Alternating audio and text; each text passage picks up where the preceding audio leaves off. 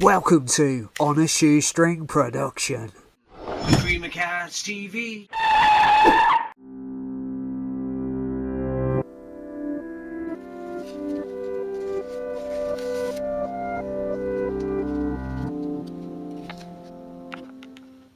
You can just drop the ink on one side, but I think it's more fun if you do both simultaneously.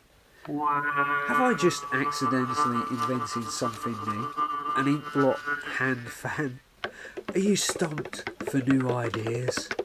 If you've got creative block, the genius Leonardo da Vinci suggested gazing up at the infinitely complex stains on the walls for inspiration.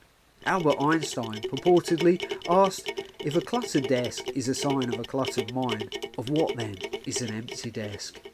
Some believe the brain is a sophisticated prediction machine, quickly spotting patterns such as faces in an incredibly chaotic, ambiguous world by effectively filling in the blanks in the often incomplete information our senses receive, which works surprisingly well when you need to make snap, fight or flight decisions, but not always, providing psychologists with perhaps a unique but often equally ambiguous window into the human mind. Swiss psychiatrist Hermann Rorschach evidently opted for the humble inkblot as an effective way to induce this phenomenon, known as pareidolia, in his patients.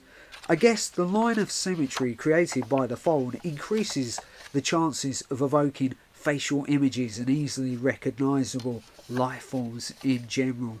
Perhaps this phenomenon gives us an insight into the emergence of art culture itself, as our ancient ancestors appropriated found natural objects that already resembled the human form and proceeded to improve upon them. They used to say that if you put a bunch of monkeys on some keyboards, they may eventually punch out the entire works of Shakespeare, but it would take a while, which is why I think it's much better and less wasteful to use the same sheet of paper for multiple inkblots. I've even used the other side, because when you hold it up to the light, it creates even more ink monsters, reminiscent of that surreal, exquisite corpse game.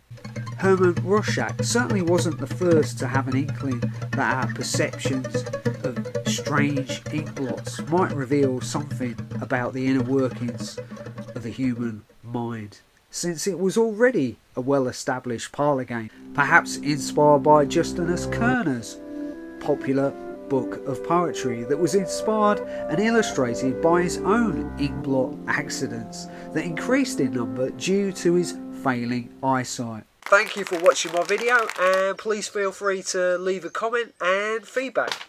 Now that you see that video, you might want to click on these other cardboard adventures.